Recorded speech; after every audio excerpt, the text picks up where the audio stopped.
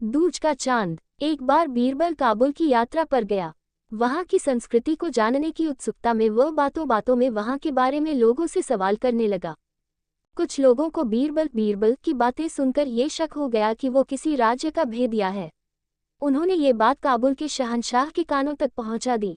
काबुल के शहंशाह ने बिना देर किए बीरबल को गिरफ्तार करने सैनिकों की टुकड़ी भेज दी। बीरबल को गिरफ्तार काबुल के शहंशाह के सामने पेश किया गया। काबुल के शहंशाह ने बीरबल से पूछा, कौन हो तुम? हमारे राज्य में क्या कर रहे हो? बीरबल ने उत्तर दिया, हुजूर, मैं एक यात्री हूँ। भिन्न भिन्न देशों का भ्रमण करना और वहाँ की संस्कृति के बारे में जानने का मुझे शौक है। किस देश के निवासी हो तुम और कौन है तुम्हारा राजा?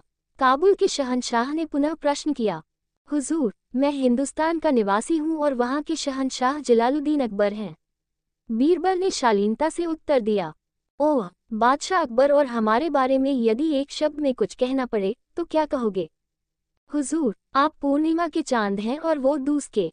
बीरबल का ये त्वरित उत्तर सुनकर काबुल का शहंशाह बहुत खुश हुआ। उसने बीरबल को छोड़ दिया और कई हीरे जवाहरात के साथ विदा किया। जब बीरबल वापस लौटकर अपने घर आया तो काबुल का हाल घरवालों को बताया। उसने काबुल के शहंशाह से हुई बातचीत के बारे में भी घरवालों को बताया। एक मुंह से दो मुंह और इस तरह बात फैलते फैलते अकबर के दरबारियों के कानों में पहुंची और ईर्ष्या करने वाले कुछ दरबारियों ने अकबर के कान भर दिए। जब अकबर को मालूम पड़ा कि बीरबल ने काबुल जाकर उन्हें काबुल के शहंशाह के सामने दूज के चांद की संज्ञा दी और काबुल के शहंशाह को पूर्णिमा के चांद की, तो वे बहुत नाराज हुए। अगले दिन जब दरबार लगा तो उन्होंने बीरबल पर व्यंग्य बाण छोड़ते हुए कहा, क्यों बीरबल, काबुल जाकर तुम तो काबुल के हो गए।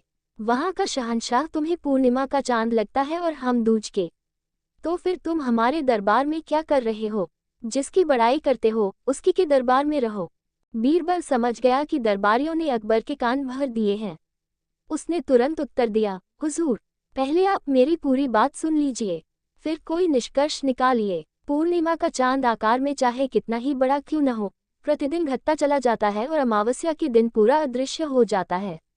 लेकिन दूज का चांद प्रतिदिन बढ़ता जाता है।